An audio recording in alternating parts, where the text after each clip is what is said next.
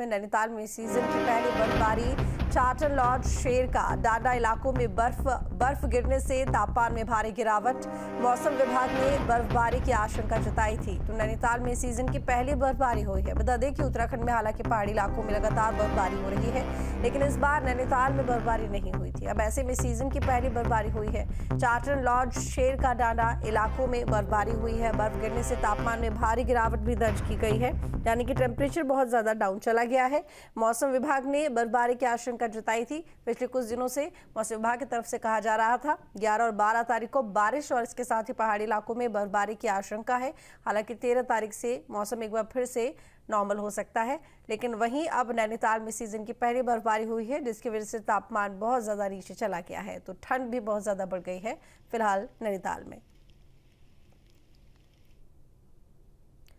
उत्तराखंड में जारी है शीतलहर का कहर। मैदानी जिलों में घने कोहरे ने मुसीबत बढ़ा रखी है। मौसम विभाग ने बारिश की आशंका जताई है। आज कई हिस्सों में हो सकती है बारिश।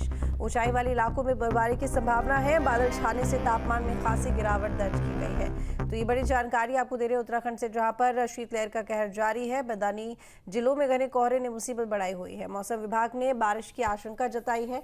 आज कई हिस्सों में बारिश हो सकती है। ऊंचाई वाले इलाकों में बर्फबारी की संभावना है। बादल छाने से तापमान में भी खासी गिरावट दर्ज की जा रही है।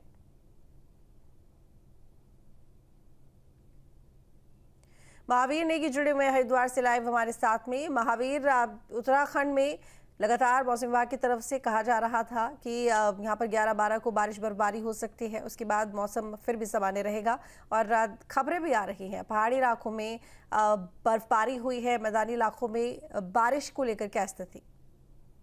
बिल्कुल, देखिए जिस तरह से मौसम विभाग ने अनुमान जताया था कि अगले कुछ दिनों में बारिश और बर्फबारी देखने को मिल सकती है, तो ऐसा ही कुछ देखने को मिला है। पहाड़ी इलाकों में जहां बर्फबारी है, तो मैदानी इलाकों में रात से ही रुक रुक कर बारिश हो रही है।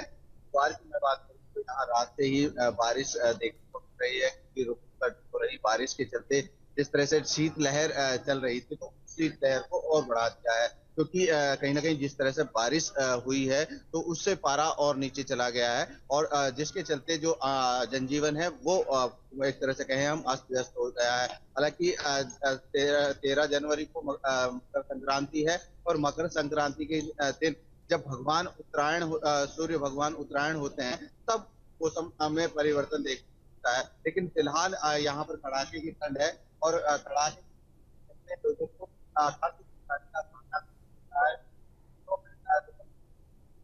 साथ ही साथ अगर प्रशासनिक व्यवस्थाओं की यहाँ पर बात की जाए ऋतु, तो प्रशासनिक व्यवस्थाओं में अलाव की व्यवस्थाएं हैं, रहन बसेरों को चाक चौबंद व्यवस्था करनी है, तो ये तमाम तरह की जो चीजें हैं वो प्रशासन के स्तर पर की जा रही है। लेकिन जिस तरह से, क्योंकि हरिद्वार एक धर्म नगरी हरिद्वार है, पर्यटन स्थल है, धार्मिक पर्यटन के लिए लोग यहाँ पर पहुंचते हैं, तो आने वाले 2 दिन बाद यहाँ पर स्नान भी है। तो तमाम तरह की जो चीजें हैं वो प्रशासन के लिए कहीं ना कहीं एक बड़ी चुनौती है और इसके चलते यहाँ पर प्रशासन कई दिनों से बैठकों के दौर में भी है और लगातार तैयारियां भी कर रहा है कि यहाँ आने वाले जो श्रद्धालु हैं वो गंगा स्नान के साथ साथ अपना पुण्य लाभ तो कमाएं ही, साथ ही उन्हें ठंड के चलते किसी तरह की दिक्कत ना हो, उसके लेकर भी यहाँ पर व्यवस्थाएं की गई है। हल्की पौड़ी क्षेत्र में जगह जगह पर अलाव की व्यवस्था की गई है। तो ये तमाम तरह की व्यवस्थाएं यहाँ पर देखने को मिल रही है। और अगर हम लोग ठंड की बात करें तो ठंड में लगातार यहाँ पर पारा गिर रहा है, जिसके चलते जनजीवन एक तरह से अस्त व्यस्त दिखाई दे रहा है।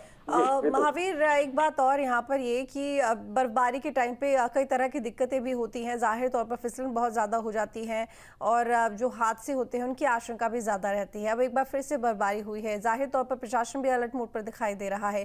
क्या कुछ प्रशासन की तरफ से कदम उठाए जाते हैं इस दौरान? पिछले सालों में देखने को आया है कि जहां जहां बर्फबारी होती है उसके चलते स्थानीय लोगों को तो परेशानी होती ही है, साथ ही साथ जो दुर्घटनाएं हैं उसका भी खतरा यहाँ पर बढ़ जाता है। क्योंकि बर्फबारी में अगर एहतियात नहीं बरता जाता है बर्फ के दौरान, तो कहीं ना कहीं दुर्घटनाएं होती हैं और उसी को लेकर प्रशासन अलर्ट है। लोगों को अलर्ट किया जा रहा है, उनसे अपील की जा रही है कि बर्फीले इलाकों में संभल कर गाड़ी चलाएं, क्योंकि सबसे ज्यादा दुर्घटना की संभावनाएं जो होती हैं वो गाड़ियों के चलते होती है, क्योंकि फिसलन बहुत ज्यादा होती है। तो इसको लेकर स्थानीय प्रशासन लगातार लोगों को को अलर्ट कर रहा है, उनसे अपील कर रहा है कि वो सावधानी पूर्वक वहां पर अपने वाहन को चलाएं। और कहीं ना कहीं जिस तरह से बर्फबारी के दौरान अति ऊंचाई वाले इलाकों में अगर कोई पर्यटक पहुंचते तो उनके भी वहां पर गुम होने की संभावनाएं ज्यादा रहती, तो उनसे अपील ये की जा रही है कि अगर कोई ऊंचाई वाले इलाकों पर जाता है तो कहीं ना कहीं जो स्थानीय प्रशासन है उसके साथ संपर्क बनाए रखें। तो ये तमाम तरह की जो चीजें हैं वो स्थानीय प्रशासन के स्तर से की जा रही हैं, ताकि बर्फ का आनंद लेने का, बर्फबारी का आनंद लेने के लिए जो पर्यटक यहाँ पहुंच रहे हैं उनको किसी तरह की भी समस्या ना हो और किसी तरह की भी दुर्घटना से यहाँ बचा जा सके। जी हिमांशु गड़िया हमारे साथ में जुड़े हुए हैं बागेश्वर से। हिमांशु, बागेश्वर में कैसा मौसम देखने को मिल रहा है?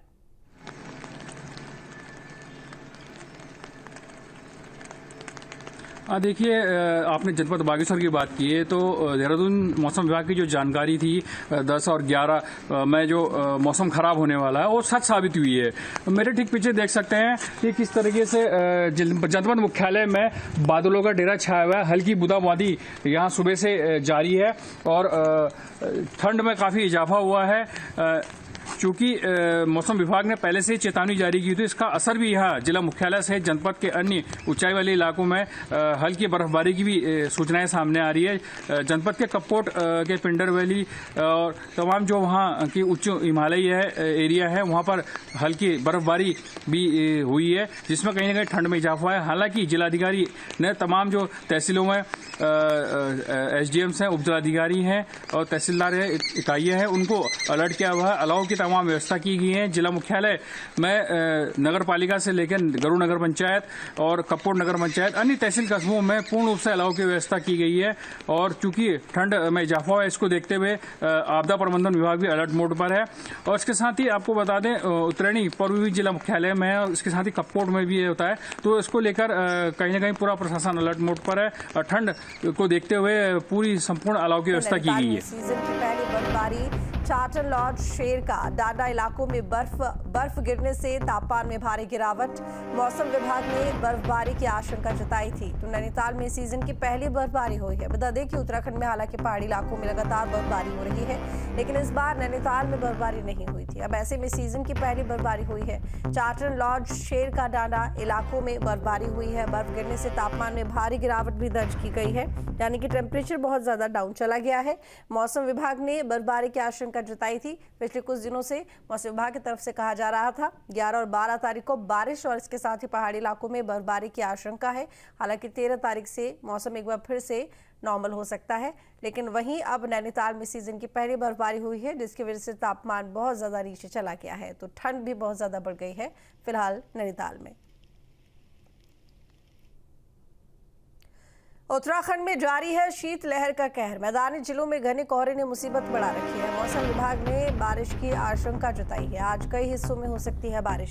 ऊंचाई वाले इलाकों में बर्फबारी की संभावना। न्यूज नेशन अब व्हाट्सएप पर खबरों के ताजा अपडेट के लिए न्यूज नेशन के इस QR कोड को स्कैन करें।